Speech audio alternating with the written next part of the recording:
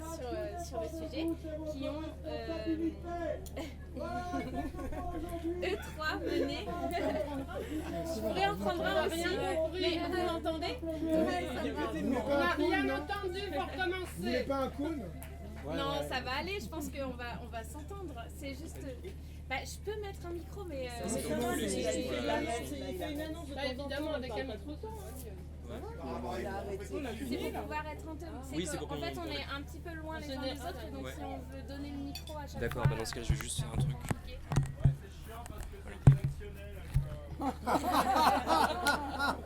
On n'a rien entendu en plus. Il n'a même pas besoin d'icône. Je ne savais pas qu'il y avait toute cette technologie qui nous encadrait en plus. Donc oui, ce que je disais, c'est que tous trois paysagistes explorent ces problématiques depuis un certain temps maintenant sur comment aménager l'espace en prenant soin de notre environnement. Et donc, on voulait parler ensemble, et puis ensuite, si vous avez des questions sur le sujet, vous pouvez interagir et alimenter la conversation de vos propres idées et problématiques sur débitumer les sols. Alors pourquoi débitumer les sols? L'idée nous est venue d'évoquer ce sujet évidemment par rapport à la thématique d'aujourd'hui des festivals de la permaculture qui est Objectif Sol. Et ensuite, toute cette problématique de comprendre finalement sur quoi on marche dans la ville, que ce soit dans nos rues ou dans nos parcs. Et donc, les trois paysagistes ici présents ont plus en tête la vision des parcs et de leur aménagement. Et je vais peut-être les laisser se présenter en quelques points précis. Voilà, donc je suis désolée, Emma, tu es en plein milieu de te substanter. Du coup, je m'appelle Emma Morillon, je suis paysagiste conceptrice, diplômée de l'école de paysage de Versailles en 2019. Voilà, j'ai travaillé un peu partout à mon compte et aussi au sein d'un collectif qui s'appelle Green Resistance. On est basé à Pantin actuellement. Et du coup, là, la semaine dernière, ce qu'on a fait, c'est qu'on a décrouté l'enrobé, donc le bitume en fait sous nos pieds pour pouvoir le planter, le revitaliser, retrouver les fonctions écologiques de ce sol recouvert. Voilà, et j'ai fait aussi une exposition pour la Biennale du paysage qui a eu lieu en 2022. Sur les sols et comment les étudiants à l'école de Versailles s'emparent de plus en plus de ce sujet, du sol, comment ils sont amenés à prendre soin du sol dans leur projet de paysagisme. Alors moi je suis Julia Golovanov avec Pierre Vandenbroek, on a une agence depuis 17 ans, on est de la même école. On ne se connaît pas mais on est de la même école, on a été diplômés en 2006. On n'entend rien. Ah ok, on vient de la même école, on est des paysagistes, mais des diplômés. Vous n'avez pas de micro? Non mais on va parler fort. Bah non, Ça me gêne pas. c'est mieux avec un micro. Ça me gêne pas. Si vous m'entendez, ça m'ira. Bah non, on n'entend rien. Là, vous C'est pas grave. Rapprochez-vous. Mais alors, parce qu'on peut approcher. Ok, alors voilà, on est diplômés de la même école de la génération précédente. On a une agence dans laquelle on travaille sur tous les sujets d'espace public et de paysage. Et on est très heureux que la question du sol qui nous intéresse depuis très longtemps soit entendue maintenant par tous et toutes les communes, toutes les régions, tous les départements en ce moment s'intéressent à la question et presque même la respectent. Parce qu'en fait, il y a le fait de s'intéresser aux choses, mais il y a le fait de vouloir aller au bout des choses. Et on arrive maintenant, quand même dans pas mal de projets, à aller assez loin dans ces soins au sol. Donc voilà, et ça c'est quand même une évolution récente. Oui, c'est une problématique que vous évoquiez. Les communes viennent avec la demande. Je pense par exemple au projet dont vous parliez d'un marché que vous auriez en ce moment, où les communes viennent avec la problématique de ne pas avoir forcément quelque chose de totalement imperméabilisé. Peut-être qu'on peut refaire un petit point sur ce qu'est-ce qu'on entend par débitumer les sols et du coup qui est quand même l'inverse de bitumer, ce qu'on a fait pendant de longues années. Je ne sais pas, peut-être Pierre, si vous voulez... Oui, il y a plusieurs enjeux à bitumer les sols, c'est-à-dire que le sol, ça a longtemps été considéré une surface, et finalement c'est quelque chose qui a été assez peu étudié. Tout ce qui se passe sur toute la vie à l'intérieur, etc. Je pense qu'il y a encore beaucoup, tous les animaux, tous les êtres vivants, etc. qui participent à sa constitution. Donc déjà il y a des enjeux de stockage de carbone, parce qu'un vrai sol vivant, il y a plein de matière organique d'êtres vivants, donc par rapport au réchauffement climatique et tout, chaque mètre carré gagné c'est quand même un peu de carbone. C'est aussi la possibilité d'infiltrer l'eau de pluie quand elle tombe, au lieu que elle parte directement dans les égouts puis les rivières. Là, elle peut infiltrer le sol et retrouver la nappe phréatique, donc c'est un enjeu supplémentaire. Puis après, c'est aussi l'enjeu de biodiversité, tout simplement. On va partir d'un sol vivant, pas simplement minéral. On peut retrouver des êtres vivants de la faune et de la flore qui vont se développer dessus.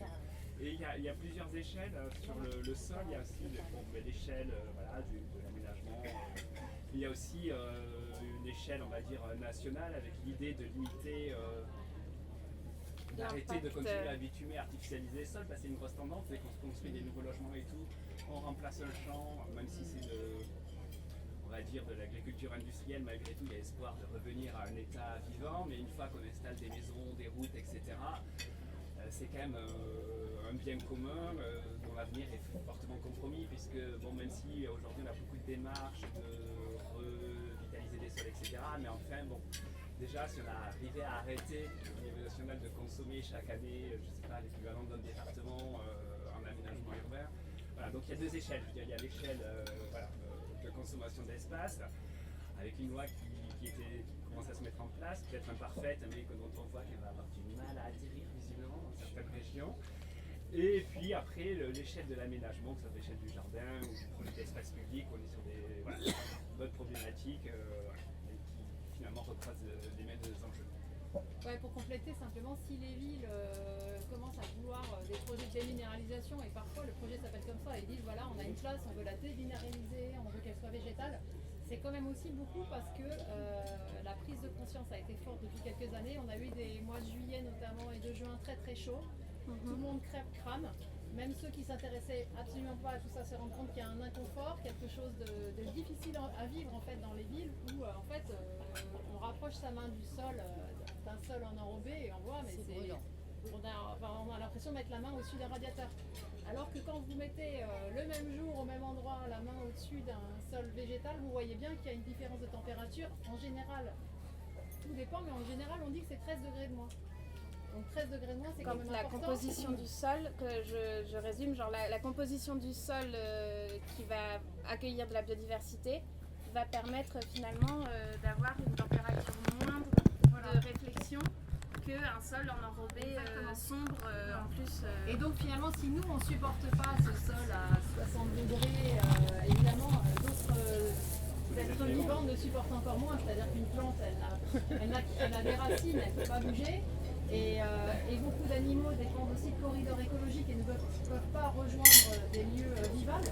Donc en fait, ces canicules, elles ont généré un inconfort pour l'humain qui tout d'un coup se rend compte qu'il faut réaménager, même si c'est pas seulement pour lui qu'il faut le faire et qu'on a aussi d'autres idées derrière la tête. Mais je te laisse peut-être compléter parce que tu fais aussi... Oui, non, mais c'est ça, c'est ce qu'on appelle lutter contre les îlots de chaleur. Je sais pas si vous connaissez. C'est une notion. C'est une notion qu'on entend de plus en plus. J'ai pas bien entendu par contre. Ça restitue c'est ce qu'on appelle les îlots de chaleur. Le fait que le sol bitumé, par exemple, restitue la chaleur du coup pendant la nuit quand il y a un changement de température. Et du coup, de plus en plus, on cherche à retrouver les fonctions écologiques des sols, à infiltrer l'eau, à faire pousser des plantes, des arbustes, des vivaces, des arbres notamment pour gagner de l'ombre, pour infiltrer l'eau et oui, et pas être sur une surface, vous m'arrêtez si je dis des sottises, mais une surface non stérilisée finalement, que le bitume va plutôt favoriser, puisque dessus seulement quelques petits brins d'herbe vont pouvoir se développer à certains endroits, et puis c'est peut-être pas forcément celle qu'on a envie de voir à ce moment-là. Mais du coup, ces problématiques, elles se posent en tant que paysagiste sur des sols de parc, mais aussi sur des sols de parking, des sols de marché, on le disait tout à l'heure. Enfin, il y a vraiment du coup une étendue d'espace urbain qui composent la ville qui soulèvent ces problématiques. Je ne sais pas si vous avez en tête un projet sur lequel vous pourriez nous faire un petit détail. Pour compléter ce que tu as dit, Oui. et ce qui est intéressant de se rendre compte, c'est que si tous ces sols se sont artificialisés, minéralisés, recouverts, en fait, c'est vraiment comme si vous prenez un sol naturel et vous le recouvrez. Il n'y a plus rien qui sort, il n'y a plus d'échange entre le dessous et le dessus. C'est vraiment parce qu'on a eu, à un moment, l'humain a eu à disposition des machines et des énergies qui lui permettaient de faire ça avec peu d'efforts. Parce que si vous avez un jardin et que vous décidez que vous allez décaper toute cette pelouse, ça va vous coûter quand même à la main des efforts. Et en fait, le truc, c'est tout ça s'est fait si vite à partir des années 60 jusqu'à récemment, c'est parce qu'on a des moyens, on a des armes. Oui, des moyens d'intervention, des outils qui sont... Et qu'en fait, ça n'avait pas lieu avant parce qu'en fait, c'était trop compliqué. Donc, tant qu'il a monté des grenades, tant qu'il n'y avait pas un échange, en fait, tous ces aménagements se sont faits très très vite et ont beaucoup transformé, j'allais dire la France, mais c'est le monde en fait. Oui, c'est vrai que là on a réduit à l'enveloppe de la France parce que c'est les zones sur lesquelles vous travaillez en particulier, mais donc en fait on dit aujourd'hui, dans nos métiers, on dit qu'on répare. En fait, il s'agit de réparation, parce qu'en fait on a, par différents moyens, on a quand même beaucoup abîmé et on essaye de réparer, mais ça reste quand même évidemment modeste par rapport à... et très ponctuel finalement assez ponctuel, mais c'est quand même super efficace et utile. Enfin, quand j'imagine, ça m'intéresse que tu racontes comment vous intervenez. Ouais. Oui, je pourrais raconter après, mais c'est vrai que l'aménageur, il va avoir vraiment une vision du sol par vraiment la surface. Il ne va pas penser à sa profondeur, à sa composition, tout ça. C'est vrai que quand on a aménagé, on a déroulé ce bitume, mais on n'a pas pensé à... Oui, et puis il y a la notion des reliefs aussi qui sont créables. Enfin, quand on pense à une surface bitumineuse, moi ça m'évoque beaucoup des surfaces très planes finalement et très grandes. Je sais pas, du coup c'est toutes ces notions comme si la Terre avait été compactée dans un seul dispositif et que là il y a une recherche de retrouver ou de créer des dispositifs qui permettent finalement d'avoir comme vous l'évoquez, les couloirs de passage des animaux, la flore qui puisse, j'imagine, communiquer d'une espèce à l'autre pour polliniser et ainsi. Enfin, du coup, quand on parle de débitumer, on parle de retirer cette couche-là, mais ça implique de faire un travail sur ce qu'on retrouve dessous. Qu'est-ce qu'on retrouve dessous et comment on le remodèle pour qu'il retrouve soit ses qualités passées, soit de nouvelles qualités sur le site. Est-ce que vous avez...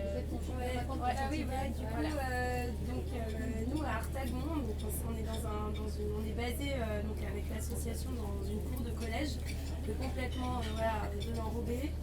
Et du coup, alors la première étape, c'est d'enlever déjà cette couche d'enrobé. Donc on l'a sciée. À la meuleuse, c'était important pour nous de la scier parce qu'on voulait récupérer aussi ces plaques d'enrobé. Donc on a la première couche d'enrobé qu'on vient scier. Après on a de la grave. Donc c'est un mélange de sable, de cailloux, vraiment quelque chose de remblai qui est hyper compact. Vraiment, faut voir, c'est vraiment hyper tassé. Donc là, on est venu gratter ça avec la croc ou le croc, je sais pas, c'est une fourche comme ça, 3 dents qui est un peu crobée. Et du coup, pour décompacter, retirer parfois un peu de grave aussi pour la réutiliser plus tard. Donc on a chargé dans des big bags. Puis après, donc, on trouve une autre couche donc un sol, pareil, un peu remanié. Parfois, c'est du remblai. Donc ce qui est sol de remblai, c'est tout ce qu'on...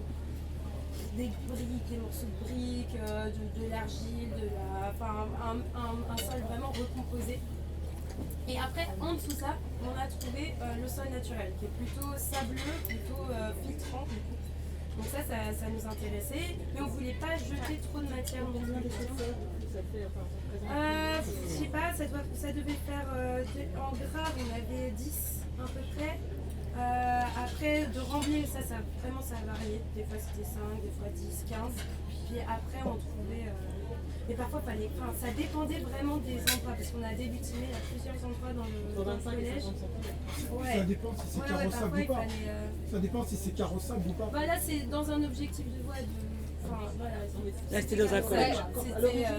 Pour prendre carrossable, il faut Bah là, c'est. Pour des camions, Clairement, c'est c'était plus avec des camions, etc. Donc, c'était Avec Mais oui, voilà, mais voilà, pour retrouver vraiment le sol naturel, je ne sais pas si c'est vraiment naturel, parce que ça a été ramené, mais un sol en tout cas drainant, qui draine l'eau, voilà, on était sur une épaisseur de 50 cm.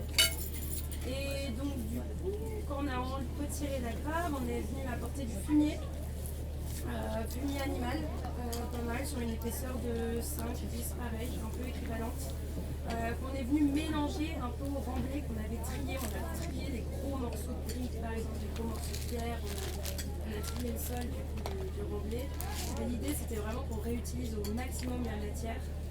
Et après, on a semé, on a planté des vivaces et on a planté notamment des engrais verts.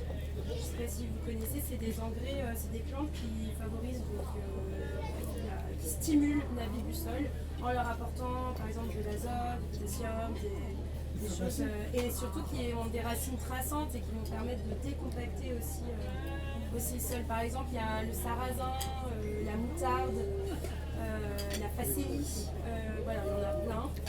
Et du coup, voilà. Et j'imagine que toutes ces plantes-là, on en utilise plein simultanément. On n'en utilise pas une. Ah oui, pas nous on a refaire fait un les mêmes, mélange.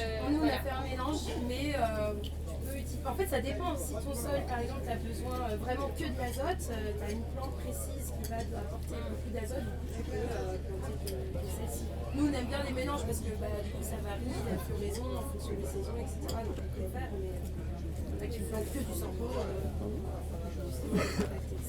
Et la pomme de terre, ça. Non, on n'a pas planté. De toute façon, là, le collège, c'est sur une ancienne usine d'allumettes. Donc on a aussi la thématique des sols pollués. Donc c'est aussi, nous on n'est pas dans un but de production potagère, voilà. On est vraiment plutôt dans un jardin. On crée de la masse végétale, on crée de l'eau, on crée une ambiance particulière. Une petite question technique, quand on débitume, il faut faire des analyses de sol aussi par rapport à la pollution des sols. Je sais pas si vous avez fait ça. On sait que c'est pollué, mais dans la public, Oui, ça dépend qui est une ouverture au public. Oui, il y a Parce que aussi voilà, ça. quand on ouvre au public un lieu, effectivement, il y a des normes. C'est normal. C'est pas un repas. Donc effectivement, mais après dans un cadre privé, voilà, c'est pas dans le cadre. Mais il n'y a plus de collégiens, enfin il n'y a plus d'enfants. Non, il n'y a plus de D'accord. Ouais. C'est une résidence d'artistes. D'accord. Voilà, Justement, dans le cas où il y aurait encore des collégiens, à la place de ce sol bituminé qui a été retiré, ouais. qu'est-ce qu'on peut envisager Et qui fait ça par exemple, acceptable? quand on voit dans par exemple, les parcs de jeux pour enfants, il y a pas mal de copeaux. Ça peut être du BRF, copeaux, c'est du bois qui a été broyé, par exemple.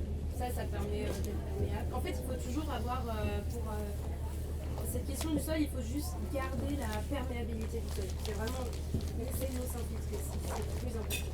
Donc après, on peut, les copeaux c'est un exemple, mais il y a d'autres matières aussi. Puis j'imagine que l'histoire du lieu peut permettre aussi de choisir finalement les matériaux qui vont être mis en œuvre pour tel ou tel projet sur le sol. Parce que là j'entends parler des copeaux, mais peut-être que c'est pas forcément adapté dans une autre région ou dans un. Enfin, c'est à chaque lieu sa réponse aussi. Et c'est pour ça qu'il faut une connaissance du sol en dessous. Donc on a justement par rapport à ça, on a réalisé réaliser un parc à cheval sur Pierrefitte-sur-Seine, Saint-Denis-Estin, où justement on avait un lieu qui était autrefois du maraîchage, mais qui a servi un peu de décharge à tous les chantiers alentours pendant 30 ans, etc. Donc du sol malmené, un peu de sol préservé. Et Enfin, donc, un peu des grosses poubelles partout. Ouais. ouais.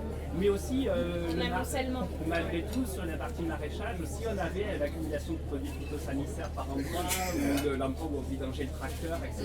Mais aussi l'agriculture, il peut y avoir des pollutions aussi. Donc tout le projet après a été dessiné justement en fonction de la qualité des sols aux différents endroits. Donc pour justement voir tous les sols qu'on pouvait, ou auxquels on s'est dit, bon mais là ceux-là ils sont propres, accouchés, fertiles, etc. On n'intervient pas du tout dessus. Donc on les a un peu mis sous cloche, on dit on fait aucun travaux là, aucun chemin, aucune allée. Ils restent agricoles, ils gardent leur fonction. Après, il y a des sols qui étaient fertiles mais pollués. Là, on s'est dit, mais là, on va faire des enclos non accessibles au public, puisque c'est un parc public, les endroits pollués au-dessus des seuils ne pouvaient pas être ouverts. Donc, on s'est dit, là, c'est pas grave, ça sera un enclos de biodiversité. On va laisser la nature se développer, quelque chose à regarder depuis l'extérieur, mais qui fait partie du décor d'un parc, comme dans les parcs classiques, des fois, il y a des massifs de pétunias qui représentaient la carte du monde. Voilà, ça fait partie du camp, on marche pas dessus, mais là, c'est un peu pareil, sauf qu'on laisse de la nature, de la biodiversité à regarder comme un spectacle. Juste pour te dire, et ça c'est une alternative à ce qu'on aurait pu faire sinon, c'était de prendre les terres et de Mettre les à la mettre en décharge. décharge. En fait, de faire des enclos non accessibles, Oui. c'est pas une question de coût, il y a C'est quand une même question de démarche écologique aussi. Parce c'est que qu'en fait, on a tout laissé en place et ça va petit à petit se dépolluer et les enclos pourront un jour être réouverts. Ça nous paraissait quand même plus intelligent que d'aller, bon bah c'est dégueulasse, on emmène tout en camion dans une décharge. Et puis malgré tout, si on veut partager le territoire avec les autres êtres vivants, les plantes, etc., toutes les plantes ne supportent pas d'être piétinées. Il n'y a que la spirose, grosso modo, qui supporte ça. Donc si on veut d'autres plantes, il y a des endroits où on n'est pas censé marcher. Pareil pour certains animaux qui s'accommodent très bien à la présence humaine, d'autres qui ont besoin de lieux plus calmes. Donc voilà, ça a été trouver un équilibre à partir des sols en place, où mettre les usages pour le public, pour le non-public, on va dire. Enfin, les publics humains, les publics Pour le public, animal aussi, quoi, Pour garder, finalement. de Pour les l'agriculture prendre en sur compte place dans et le du dessin. maraîchage dans les endroits qui étaient cultivés depuis 200 ans par des maraîchers sans discontinuité et qui n'étaient pas pollués. On s'est dit, ben là, hop, il y a des acteurs agricoles en place sur place, en plus c'est super, on n'a pas besoin d'afficher quoi que ce soit. Voilà. Et donc, voilà, à partir du sol, mais c'est vrai que c'est quelque chose de relativement récent parce qu'en fait, comme le disait notre collègue, c'était juste considéré comme des mètres carrés le sol. Mais nous, quand on était à l'école, il y avait un début de réflexion sur le sol, mais c'était plutôt le sol, on pouvait le modeler, le sculpter, faire des collines parce que c'est sympa, etc. Mais il n'y avait pas l'idée que c'était vraiment très très vivant, voilà. Même si quand même un peu, mais c'était pas aussi affirmé. C'était pas aussi affirmé même à l'école. Voilà, et c'est aussi lié à deux choses. Aujourd'hui, c'est vrai qu'avant, on se posait pas de questions, on voulait aménager l'endroit, on mettait à la poubelle ce qu'il n'y avait pas, puis on faisait venir de la terre végétale dans le champ, puis ça tombait bien, puisqu'on construisait des maisons sur les champs, on avait la terre en gros à disposition, donc c'était facile. Et c'est vrai qu'aujourd'hui, on essaie tous, pour des raisons écologiques, justement de faire avec le sol en place, au lieu de se dire on ramène de la terre propre qui vient de la campagne, on se dit ben non, comment avec ce qu'on a, on arrive à retrouver un sol vivant. Alors c'est un processus plus ou moins long, suivant d'où on part, plus ou moins possible ou pas, parce que c'est pas toujours évident de dire à des habitants, mais là il y a un parc qui va ouvrir dans 10 ans, ça correspond peut-être pas pour l'échelle d'un enfant qui grandit à côté, se dire qu'il a 3 ans, qu'il pourra aller au parc à 13 ans, c'est pas très satisfaisant. Donc il y a aussi des compromis à faire, mais en tout cas il y a toutes des démarches qui se mettent en place, justement sa reconstitution de sol pour pallier à des façons de faire qui étaient très pelleteuses et apport de l'extérieur, on prend un sol de 100 km, on remet le nôtre de 100 km plus loin dans une poubelle que personne ne voit, donc on s'en fout, personne ne voit si, il y a des femmes, mais donc voilà, il y a quand même toute une démarche là-dessus sur le sol, au-delà des bitumisations, mais de façon qui vient avec les mêmes objectifs et les mêmes fondements. Oui, il y a une pensée finalement aussi de création telle que je comprends qui est à l'échelle du parc lui-même et même ce qui va servir à faire le lieu est sur place. Enfin, il y a une notion de ne pas de garder local les matériaux qui vont revenir à la... C'est la permaculture à une autre échelle. En fait, on peut faire de la permaculture dans son jardin potager, mais on peut le faire aussi sur des projets plus vastes. C'est-à-dire que la terre, celle qui est déjà là, elle est pauvre en azote, alors je vais la nourrir vert et c'est d'essayer de fonctionner comme ça. Et c'est mieux entendu qu'aujourd'hui, parce qu'en fait, il y a quelques années, c'était vraiment pourquoi, non, quel intérêt, ça coûte pas cher la terre, et Et en fait, c'est des questions qui sont devenues des questions de société. C'est pour ça que les gens pour qui on travaille sont aussi à l'écoute de ces questions. On voit bien que la société civile commence à vraiment s'intéresser à des questions et à être très regardante en fait sur la manière dont on exploite son lieu de vie. Ouais, exactement. Et est-ce qu'il y a du débitumage à grande échelle? Ça dépend, vous êtes dans quelle échelle? Ah, d'une rue par exemple. Est-ce Ah qu'il oui, y a oui. dans des villes Largement. je sais Nous, on pas. a un truc à Porte de Banque, c'est un ensemble de logements sociaux qui est Porte de Banque, qui sont des grands immeubles, comme vous pouvez les imaginer. Les années 60, Des années 60. avec un grand parking au centre. Un grand parking avec plein de bagnoles, mais sous des arbres, heureusement. Et le concours, en fait, on a répondu avec un architecte qui devait construire un nouveau bâtiment, et sous ce bâtiment, des parkings souterrains. Évidemment, vous imaginez que nous, puisqu'on a fait du parking, le parking qui était en surface, les bagnoles se trouvent en bas. Donc, en fait, on transforme un parking en jardin, en fait.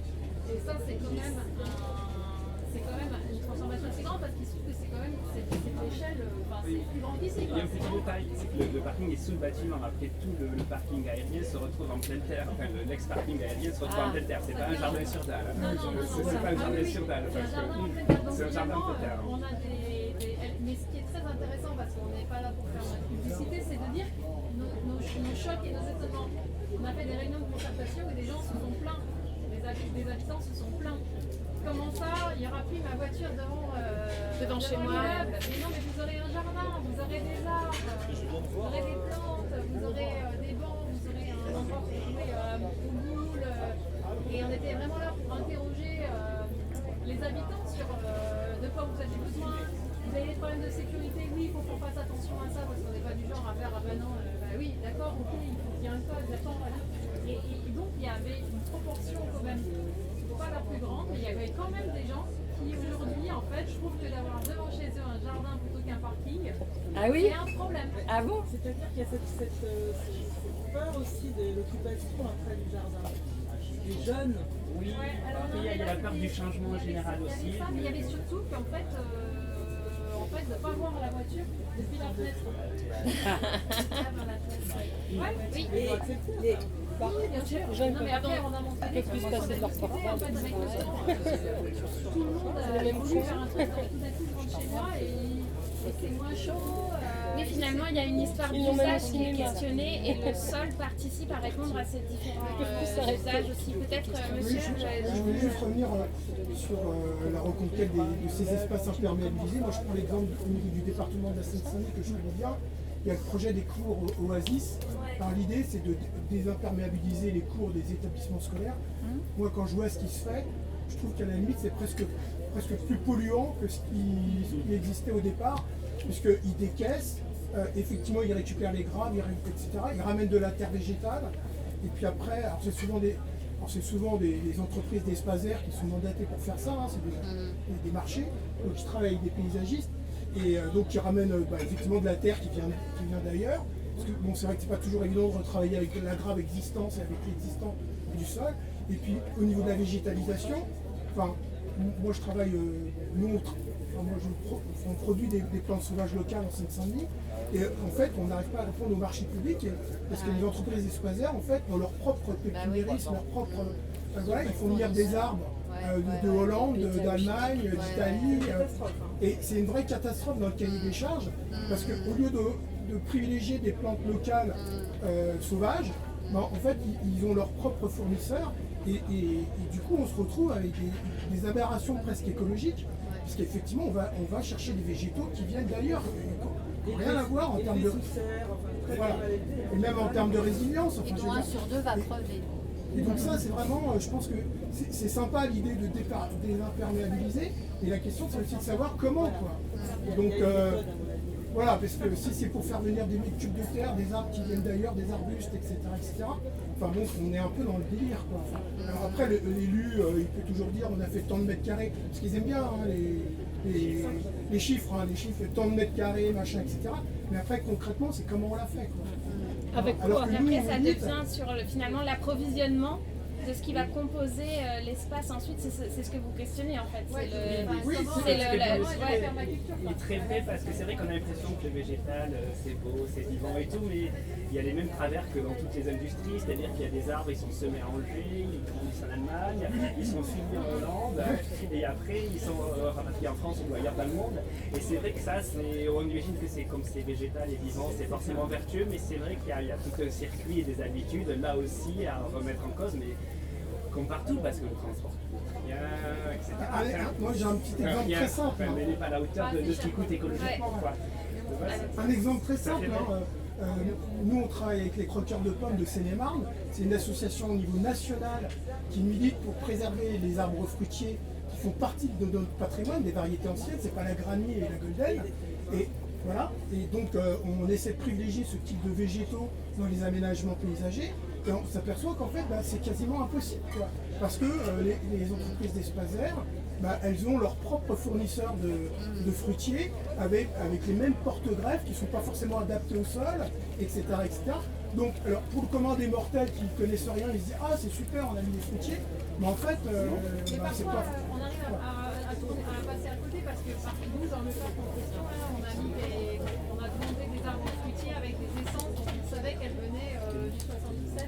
Oui, on a demandé des variétés locales anciennes, mais c'est vrai que les marchés publics, c'est qu'on n'a pas compliqué le droit de aussi parce que favoriser des gens par rapport à d'autres. Donc ils demandaient des plantes que seuls certains mais c'est aussi que la maîtrise d'ouvrage nous a suivi parce que ces variétés locales, forcément, elles étaient dans des diamètres beaucoup plus petits que des... Non, mais c'est mieux pour planter, mais dans un parc public, ça peut poser question, est-ce que les gens vont les saccager, etc. Donc Ça se voit pas tout de suite. non, mais après, elles poussent plus vite et tout, c'est vachement bien, c'est vertueux de planter petit et tout, mais des fois aussi, ça correspond pas à certaines demandes très standardisées ou trop standardisées, mais voilà, mais qui... Oui, d'avoir déjà un paysage finalement fini, enfin entre guillemets que si fini, quelqu'un s'appuie dès sur la l'arbre, il n'est pas livraison. coupé en deux tout de suite, c'est sûr. Voilà, donc c'est des difficultés, mais après les choses changent, heureusement. Ça Non, mais prend en du fait, temps. ce qu'il faut, c'est faire attention à tout, avoir les yeux partout et essayer quand même d'avancer.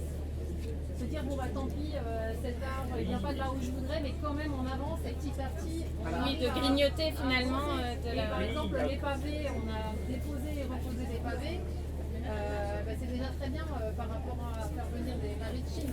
Oui. Et en Voilà, fait, après, il faut c'est-à-dire avancer que petit à petit, ça fait tout. même sur un projet, tout ne peut pas être parfait, il y a toujours des choix. Et Madame, vous avez une question on peut pas ici. être à 100%, tous les curseurs au max. Oui, non, mais j'ai bien conscience de ça, mais c'est vrai qu'effectivement... Oui, ça fait un moment que vous voulez parler.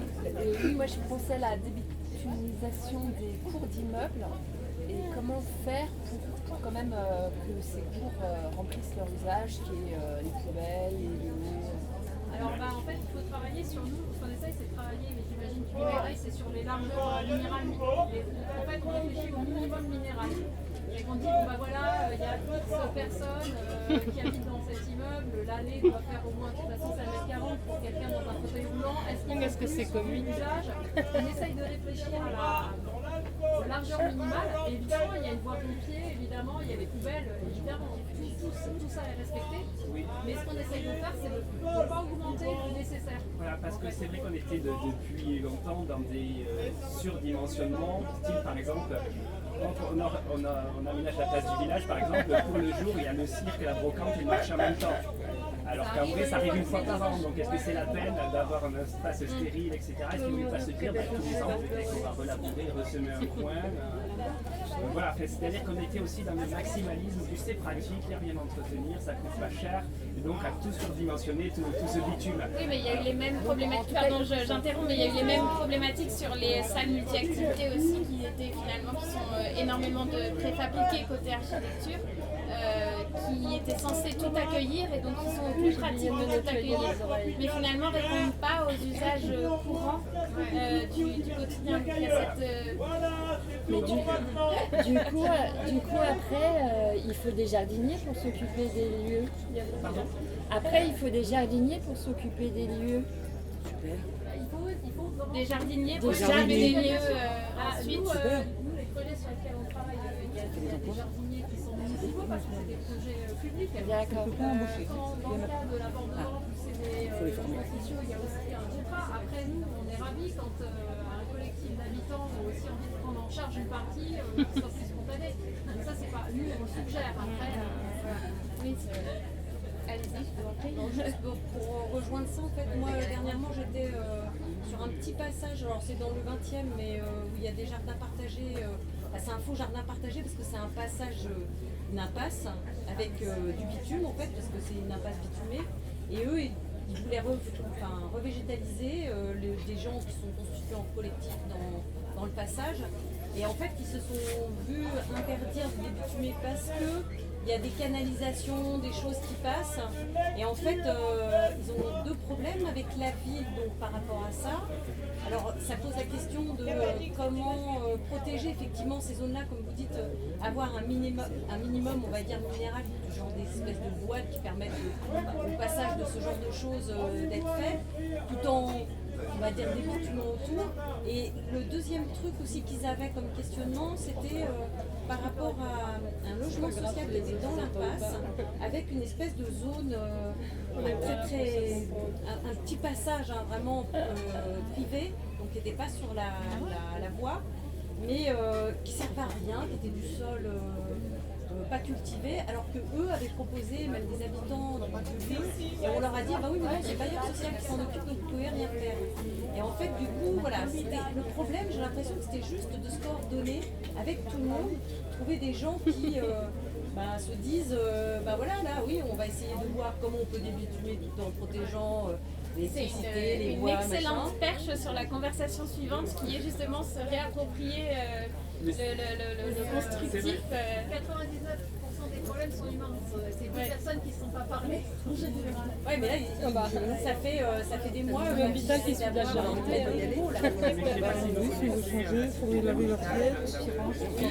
ou avec ça vient des habitants, ils ont réussi à planter des arbres là où les voitures étaient garées, etc.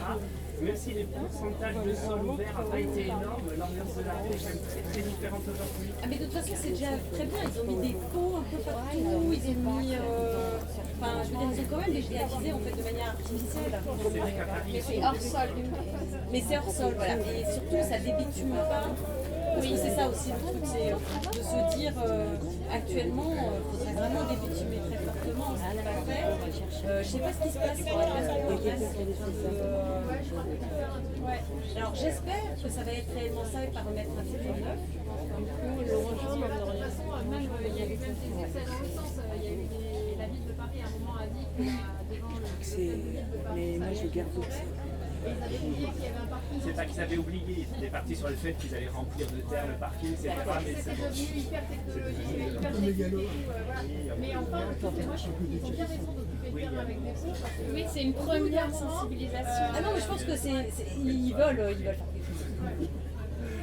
J'ai une question sur justement se réapproprier un peu l'espace. Donc on a un bâtiment, une maison individuelle.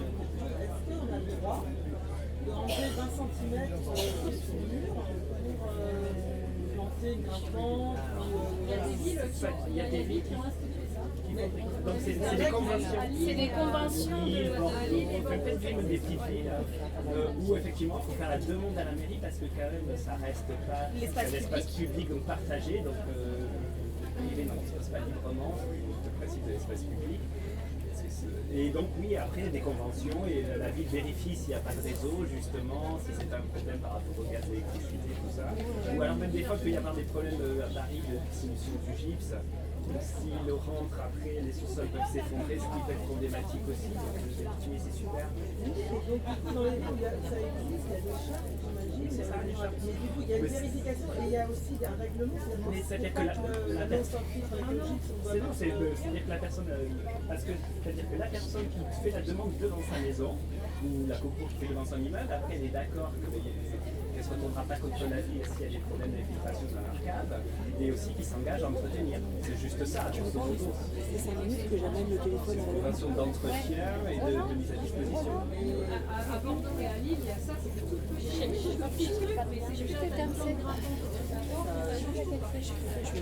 Ça c'est aussi, ça va dans le sens, je fais un petit parallèle, mais dans l'évolution des outils de réglementation sur le PLU et autres, sur le plan local d'urbanisme.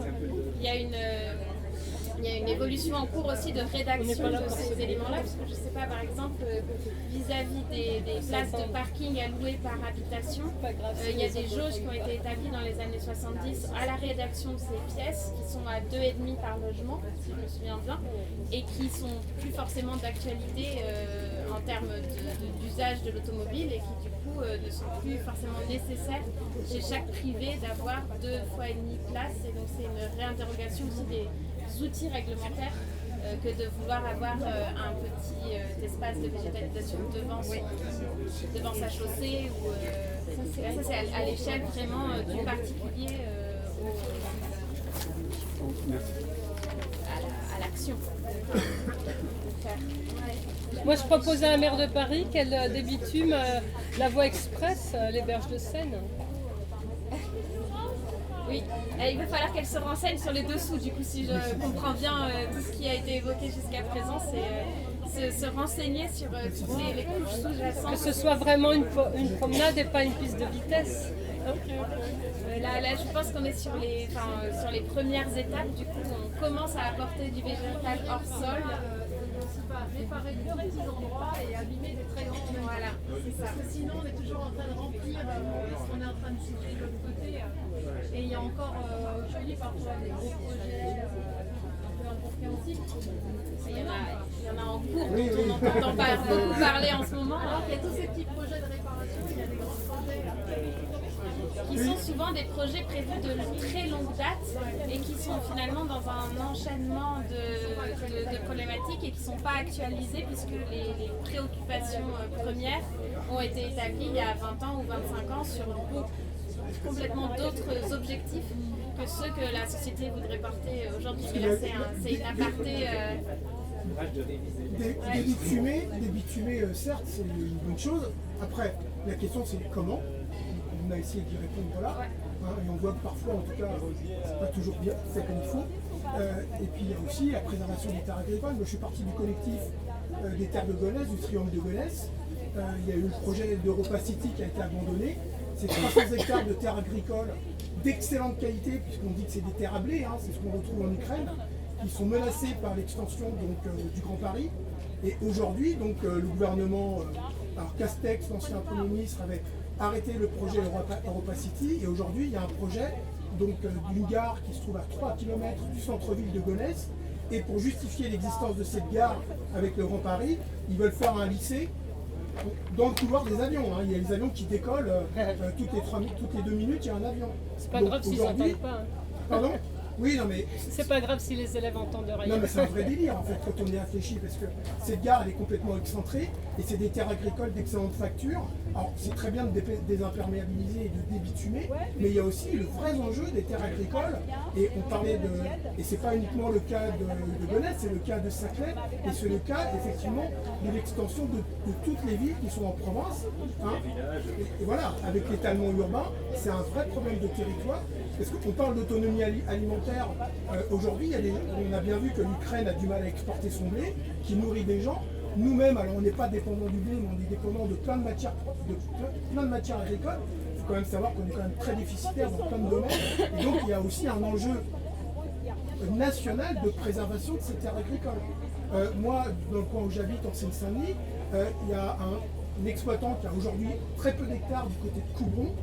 Il y a à peu près une soixantaine d'hectares, donc il est en fin de carrière professionnelle, donc ses enfants ne reprendront pas l'exploitation parce que c'est pas viable, mais par contre il est régulièrement exproprié. Il est exproprié parce qu'on justifie la création de telle structure, tel machin, tel truc, parce qu'il y a des reconnaissances d'utilité publique, et donc il se fait gratter comme ça des hectares.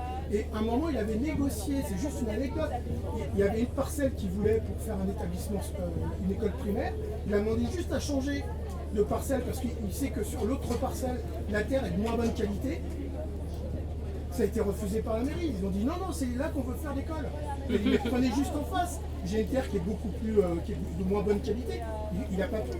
Et il s'est fait exproprier. Ben voilà, on est dans des schémas. Voilà. Oui, mais parce qu'il y a simultanément, enfin si je rebondis sur ce que vous dites, simultanément des préoccupations de société et des préoccupations différentes de société. Et et donc c'est trouver la jauge finalement entre à quel endroit on peut un peu intervenir et ralentir des projets de long terme aussi. Qui va intervenir? Les citoyens? On n'arrête pas à faire des débats comme ça. À un moment donné, c'est politique. Le problème, c'est que c'est la lenteur entre l'émergence d'une idée et la diffusion de l'ensemble de la société et que ça touche les classes politiques aussi. Le problème, il est là, c'est qu'il y a des choses comme c'est chaque fois le temps que ça met. Non, mais je pense que c'est dans la société. Oui. Mais ça va tout à fait. Il y a un moment, ça sera plus nombreux, ça pèsera plus. Oui, avec Europa City, le combat a été gagné, mais le problème c'est que ça revient par la fenêtre. Enfin, on arrive à sortir le projet, puis après ils arrivent avec un autre projet derrière. Et puis le gros problème, c'est qu'il y a des recours administratifs. Nous, on a fait des recours auprès des tribunaux par rapport au triangle de Lyonès. En fait, la justice est tellement lente, pendant ce temps-là, les travaux avancent.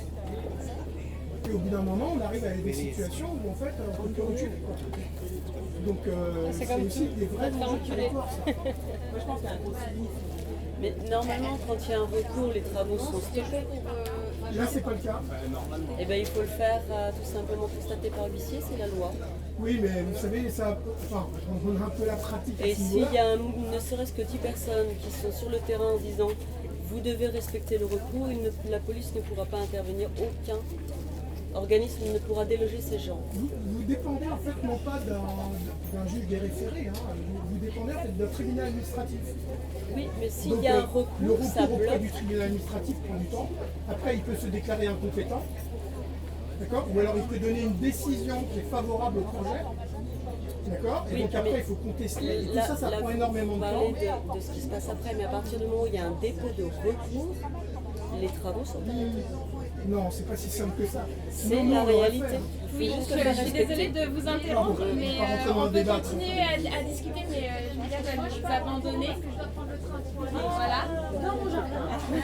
Les plantes et les trucs. En tout cas, c'est J'entends rien, je me casse. Pas grave. plein de trucs à se dire. Des paysages. Et oui, il faut occuper l'espace. Allez-y, à 4, tout ça. Bah, merci beaucoup. Ouais, très bien. Bon, bah, ça met à la première étape. Enfin, moi, voilà, on n'a pas fait des études de sol, on a dit que